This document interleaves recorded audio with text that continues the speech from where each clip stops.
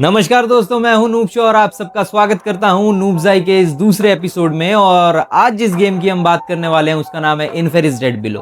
वैसे तो इस गेम के बारे में मैंने पहले भी एक वीडियो बनाया था जिसमें इसके ट्रेलर पर रिएक्ट किया था और साथ में कुछ डिस्कशन भी किया था।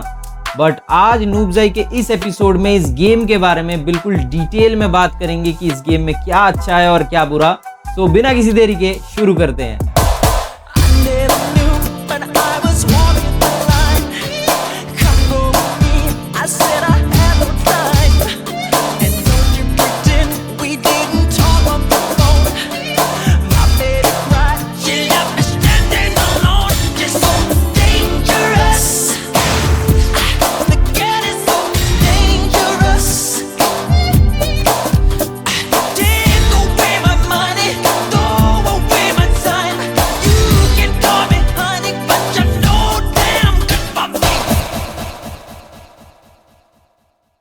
तो इस गेम रिव्यू का शुरुआत इसके स्टोरी से करते हैं और ऊपर से इसके स्टोरी को थोड़ा सा समझने की कोशिश करते हैं। इस गेम के अंदर हमारा जो कैरेक्टर होता है उसका नाम होता है लैरी और वो एक बहुत ही फेमस जर्नलिस्ट होता है और एक दिन वो अंडरग्राउंड टनल्स के अंदर घुस जाता है।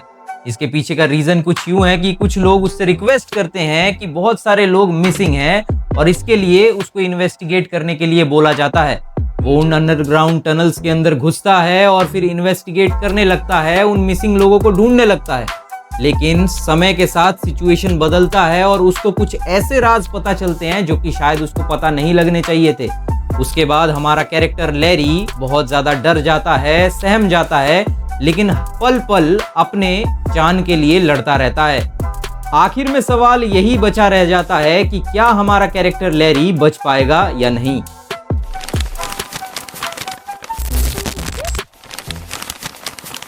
तो रिक्वायरमेंट्स और परफॉर्मेंस की बात कर लेते हैं। मिनिमम रिक्वायरमेंट्स है इंटेल का i3 8GB रैम और NVIDIA GTX 1050। रिकमेंडेड रिक्वायरमेंट्स हैं Ryzen 5 का 2600 या फिर i5 9th जनरेशन प्लस में 16GB रैम और RTX 3070। अब मेरा जो सिस्टम है उसमें है i5 का 12th जनरेशन 16GB रैम और RTX 3060 12GB रैम वाला वेरिएंट। तो मेरे सिस्टम में गेम काफी ज्यादा स्मूथली रन तो करता है, लेकिन एक ग्लिच इसमें है जो कि है टॉर्च बटन का ग्लिच।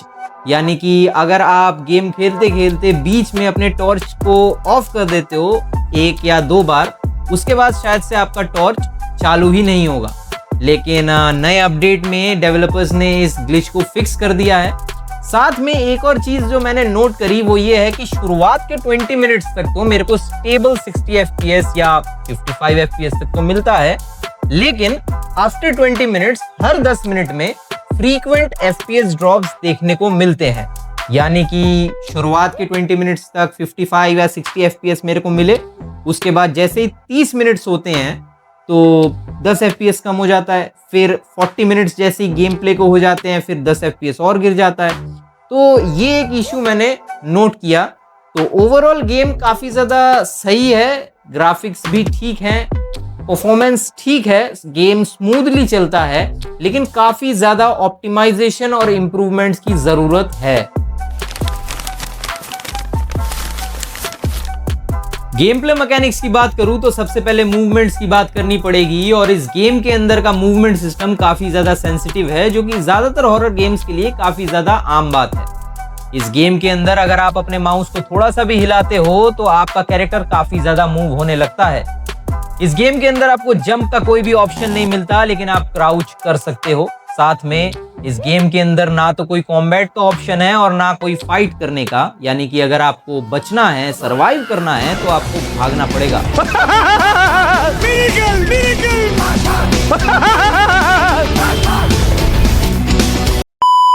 हो सकता है इस तरीके का सिस्टम इसलिए बनाया गया हो ताकि प्लेयर के अंदर थोड़ा सा हॉरर टेंशन डेवलप किया जा सके, लेकिन एक टाइम के बाद ये काफी ज्यादा रिपीटेटिव और बोरिंग लगने लग जाता है। सर, आप क्या करना चाहते हैं? अरे तुम मेरे को बात मत करो, तुम मुड़ जाओ, यूं गोली मार दूंगा, बंदूक नहीं है मेरे पास। एनिमी का बिहेवियर काफी ज्यादा प्रेडिक्टेबल है और अटैक पैटर्न काफी ज्यादा सिमिलर रहता है, जो कि इस गेम को थोड़ा सा एक टाइम के बाद बोरिंग बना देता है और थ्रिल को थोड़ा सा कम कर देता है। ओवरऑल गेम के अंदर मूवमेंट्स एंड रिस्पॉन्सिवनेस काफी ठीक है, लेकिन और ज्यादा पॉलिशिंग की जरूरत थी।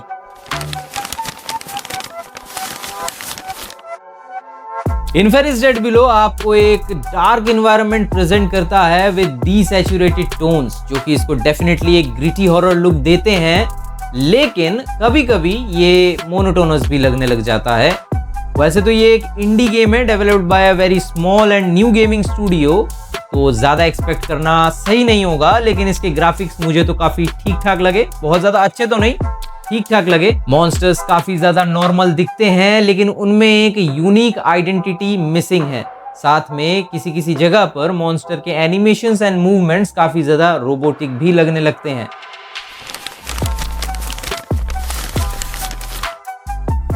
साउंड एंड ऑडियो के अंदर वैसे तो गेम क्लेम करता है कि high quality audio and ambient effects हमेशा प्लेयर को एक्साइटेड रखेंगे, लेकिन हमेशा ये बात खड़ी नहीं उतरती।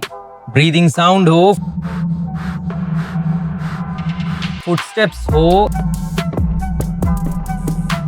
एम्बिएंट साउंड्स हो, या मॉन्स्टर के दहाड़ हो, सब कुछ रियलिस्टिक तो लगते हैं, लेकिन कहीं ना कहीं मुझे ऐसा फील होता है कि मॉन्स्टर के दहाड़ को और ज्यादा रियलिस्टिक और बेहतर बनाया जा सकता था। पोजिशनल ऑडियो काफी ज्यादा बेहतर है, काफी ज्यादा इफेक्टिव है, लेकिन कहीं कहीं पर साउंड लेवल्स काफी ज्यादा इम्बैलेंस्ड फील होते हैं, यानी कहीं कहीं पर बहुत ज्यादा लाउड म्यूजिक होता है और कहीं कहीं पर बिल्कुल ही साइलेंस, जो कि और ज्यादा इंप्रूव हो सकता था।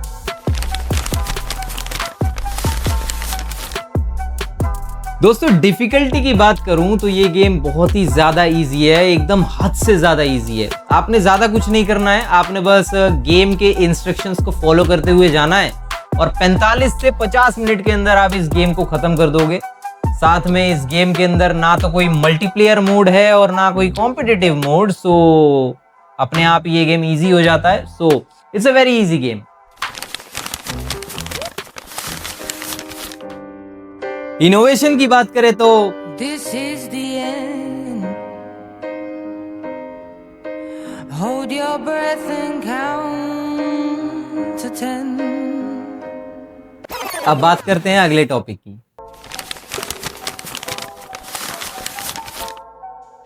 दोस्तों फन एंड एंजॉयमेंट की बात करूं तो इन्फेरिस डेड बिलो अपने इंटेंस म्यूजिक, टेंशन बिल्डिंग और एनवायरनमेंट की वजह से शुरू में तो काफी ज्यादा एंगेजिंग और एक्साइटिंग लगता है, लेकिन क्योंकि इसका प्लॉट काफी ज्यादा प्रेडिक्टेबल है और इसके जंप स्केयर्स भी इतने ज्यादा इंप्रेसिव नहीं है। अब तुम सोचो, मेरे को अगर जंप स्केयर्स इंप्रेसिव नहीं लगे तो तुम्हें तो बिल्कुल भी डर नहीं लगेगा।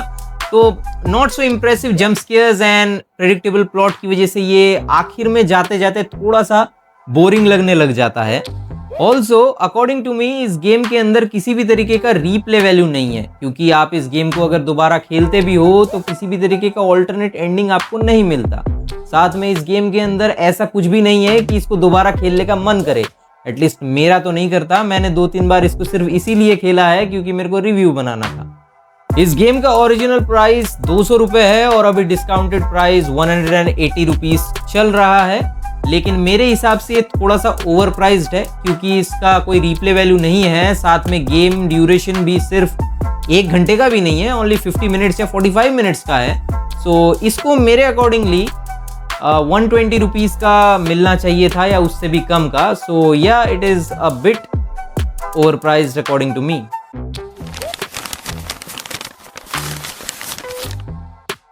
तो दोस्तों अब एक्सेसिबिलिटी और इंक्लूसिविटी की बात कर लेते हैं। तो ये गेम कीबोर्ड और माउस पे तो काफ़ी अच्छे से चल जाता है, लेकिन कंट्रोलर पे ये चलता है कि नहीं मुझे नहीं पता, क्योंकि मेरे पास कंट्रोलर नहीं है। फॉन्ट्स जो हैं वो रीडेबल तो हैं, लेकिन कहीं कहीं पर मेरे को ऐसा लगता है कि डिज़ाइनिंग पर और ज़्यादा काम हो सकता था। गेम के अंदर कई जगहों पर हमारा जो कैरेक्टर है वो लेटर्स पढ़ रहा होता है, लेकिन जब वो लेटर्स को पढ़ रहा होता है तो फील ऐसा होता है कि जैसे वो MS ऑफिस के किसी वर्ड डॉक्यूमेंट को पढ़ रहा हो। सो उस पर थोड़ा और बेहतर काम हो सकता है।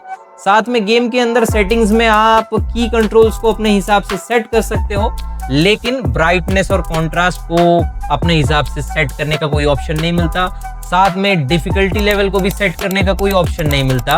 और एक बहुत बड़ा माइनस पॉइंट जो मेरे को लगता है, नेगेटिव पॉइंट जो मेरे को लगता है, वो ये है कि इस गेम के अंदर आपको कंटिन्यू करने का कोई ऑप्शन नहीं है। मतलब अगर आपने गलती से या जानबूझकर एक गेम चालू किया और बीच में ही आपने बंद कर दिया, तो दोबारा से जब आप गेम को रीस्टार्ट करोगे तो आपको पूरा स्टोरी दोबारा से शुरू से ही करना पड़ेगा, जो कि एक माइनस पॉइंट मुझे तो लगता है। साथ में एक नेगेटिव पॉइंट ये भी है कि ये शायद लो एंड पीसी या लो एंड डिवाइसेस पर अच्छे से स्मूथली रन ना करे, क्योंकि जैसा कि मैंने बताया मेरे सेटअप में, जो कि एक काफ़ी ठीक ठाक सेटअप है, उसमें ही फ्रीक्वेंट FPS ड्रॉप देखने को मिल रहे हैं। तो लो एंड पीसीज में क्या हालत होगी ये कुछ कह नहीं सकते, खेल के देखना पड़ेगा। लेकिन मेरे हिसाब से स्मूथली रन तो नहीं होने वाला है। फ्रीक्वेंट FPS ड्रॉप्स तो उसमें भी काफ़ी ज़्यादा दिखने वाले हैं। सो ओवरऑल एक्सेसिबिलिटी ठीक ठाक है, बहुत ज़्यादा तारीफ तो नहीं कर सकते, लेकिन जैसा कि मैंने पहले कहा, बहुत सारे इम्प्रूवमेंट्स और बहुत सारा ऑप्टिमाइजेशन की बहुत ज़रूरत है इस गेम को। तो 2 से 3 बार इस गेम को खेलने के बाद इतने ही डिटेल्स में ऑब्जर्व कर पाया। हाँ, मैं मानता हूँ कि इस गेम के मैंने काफ़ी सारे कमियां निकाल दी, लेकिन मैं फिर भी आपको रिकमेंड करूँगा कि एक बार इस गेम को ट्राई करो, क्योंकि क्या पता आपका नज़रिया थोड़ा सा अलग हो और ये गेम आपको बहुत ही ज़्यादा अच्छा लगे। तो एक बार ट्राई करके देखो। साथ ही इस रिव्यू में हो सकता है मैंने बहुत सारी चीज़ें मिस कर दी हो या हंसते हंसते बहुत सारा क्रिटिसाइज कर दिया हो, लेकिन जितना हो सकता था मैंने उतना बेहतर करने की कोशिश करी और प्रॉमिस करता हूँ कि अगले आने वाले नूबजाई के सारे वीडियोस में, हर वीडियो में खुद को इम्प्रूव करूँगा और नूबजाई को इम्प्रूव करूँगा। और इस वीडियो को अभी तक देखने के लिए बहुत बहुत शुक्रिया। अब इस वीडियो को ख़त्म करते हैं। थैंक यू, नमस्कार।